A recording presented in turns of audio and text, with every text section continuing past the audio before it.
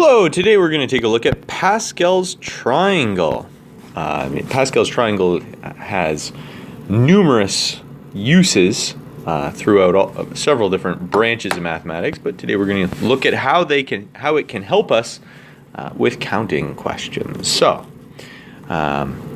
first of all, we're going to take a look at the triangle here, and I'm sure that many of you have seen it before, but it all starts with these ones. We've got ones going down the edges, and the idea is that if you were to take this and add it, you would get 2.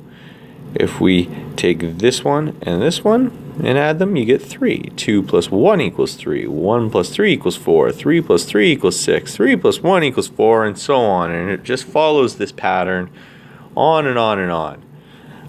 So we're going to predict the next few rows, which is what it asks us to do here. And you'll find that it's fairly simple. So you always just have ones on the edge. And we say 1 plus 5 is 6. 5 plus 10 is 15. 10 plus 10 is 20. 10 plus 5 is 15. 6. Okay. We could keep going. We could say 1, 7, 21, 35, 21, 7, and 1. 1, 8, 28, 56, 70, 56,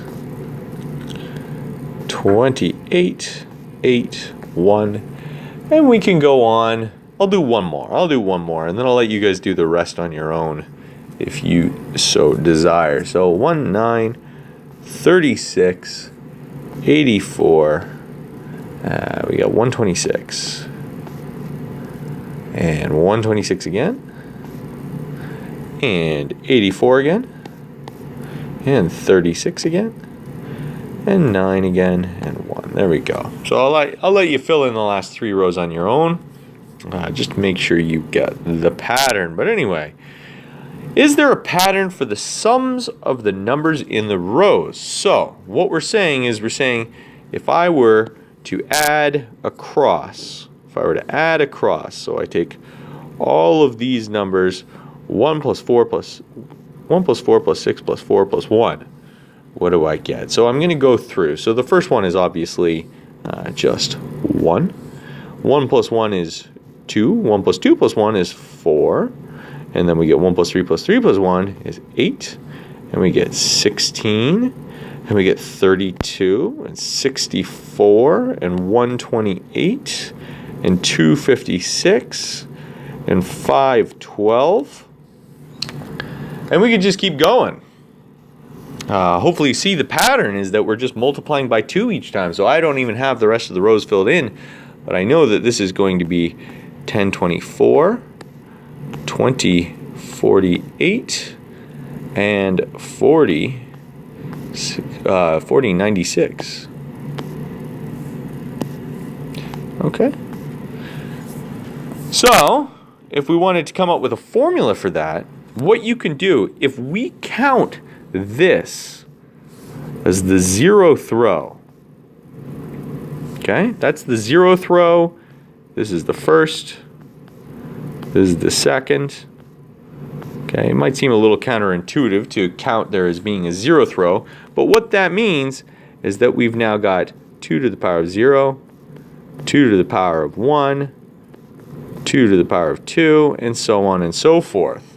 So, to answer our question, is there a pattern? Well, the answer is obviously yes. Okay. So the sum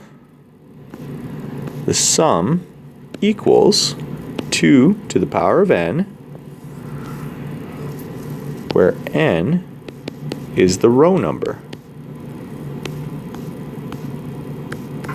Okay? And as I say, the most important thing to remember there is that there is a 0th row. If you forget that there's a 0th row, it'll throw all your numbers off. But if you do remember that, then it works out very, very nicely. So do any of the numbers repeat across the rows? Well, I'm sure that you've noticed by now that yes, indeed, I wouldn't ask the question if they didn't. this is symmetrical. It's completely symmetrical. Okay. So, can you find a connection between Pascal's triangle and combinations? Well, take a look and maybe you can figure it out on your own, but if we look at 0, well, actually, let's look at here. So 0 choose 1 is equal to 1. 0 choose 0 is equal to 1. 0 choose, 7 choose 0 is equal to 1. 7 choose 1 is equal to 7. Okay, 7 choose 2 is 21. 7 choose 3 is 35. And if you look, you'll notice that those are the values for the 7th row. Okay, so what we can sort of conclude then is we can say n choose r. Well, n choose r, it would just be where n is the row number. And again, we will have to assume that there is a 0th position. If we say that there's a position 0, then r can be the position number.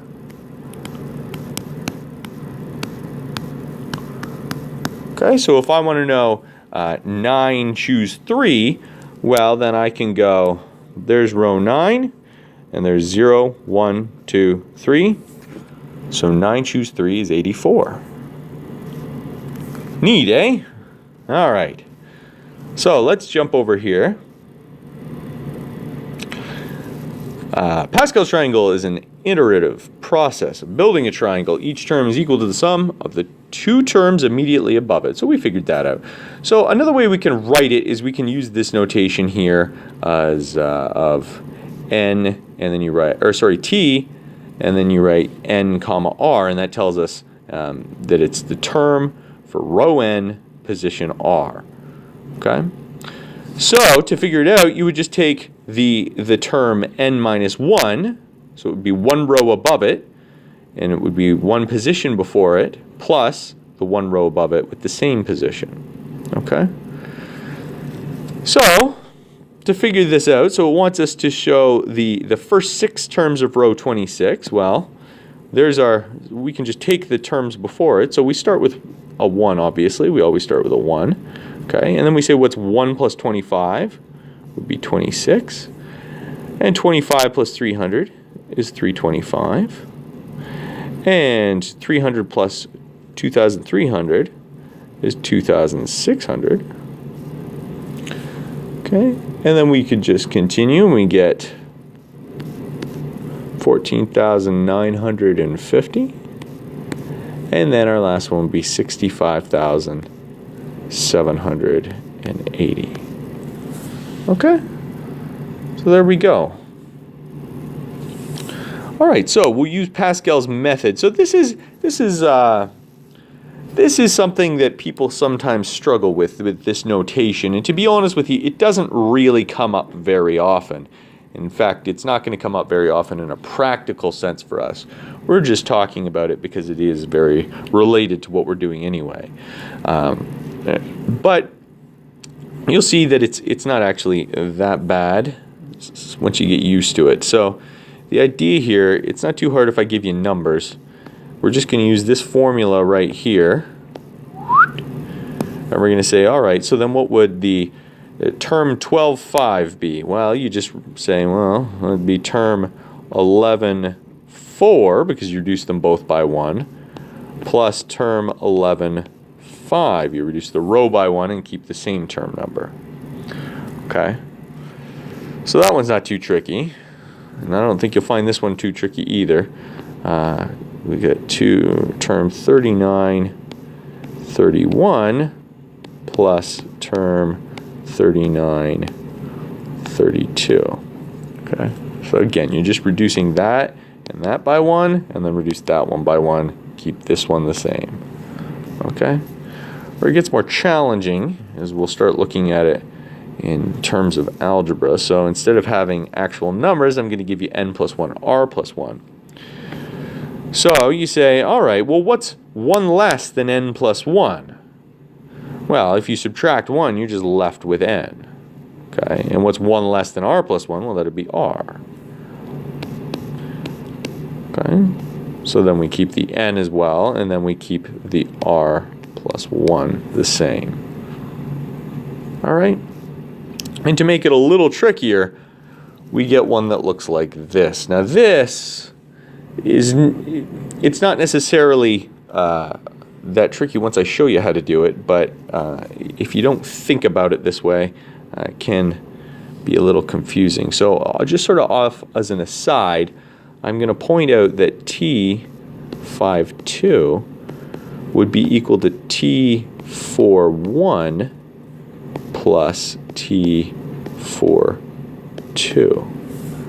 And if I were to rearrange that, because you'll notice that I've got a T52 here, a T52 here, T41 here, T41 there. So if I bring those to the same side, I subtract the T41 from both sides, I get T52 minus T41 would equal T42. And so what we can just conclude then is we can say, well, this is the same as this, so it just equals T42. All right.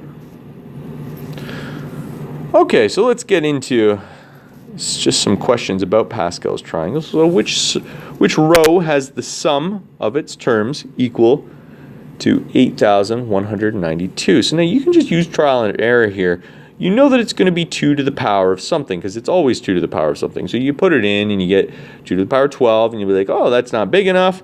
2 to the power 14 is too big, so then you try 2 to the power 13, and you'll find that it equals exactly 8,192. So it's row 13. Okay? What is the sum of numbers in row 12? Well, that's easy enough. You just say 2 to the power of 12. And you just throw that into your calculator. I don't expect you to know that. And you'll get 4,096. Okay. All right. Now here's a question that this comes up on tests all the time, and I mean it as a simple question, and people sometimes get confused at what I'm asking. If you understand what I'm asking, it's actually a very easy question. If you misinterpret what I'm saying, it can be quite challenging. So make sure you remind yourself of this one. We'll put a little star beside it, because it often comes up on a test or an exam. And if you have gone over it, it should be just some easy marks. Because all we do is we say, well, we're looking at row 6, so it's going to be 7, or sorry, it's going to be 7. It's going to be 6, choose, and don't forget that there is a position 0, but we just have 6, choose 0, 6, choose 1, 6, choose 2, 6, choose 3, 6, choose 4, 6, choose 5, 6, choose 6. And that's it. That's all of them. I mean, you could put them into a calculator and figure out what they all equal, but the question doesn't ask you to do that. It just says, write it in terms of combinations. Well, that's exactly what these are. These are in terms of combinations. So we are done. Okay? All right. Until next time, go Sabres.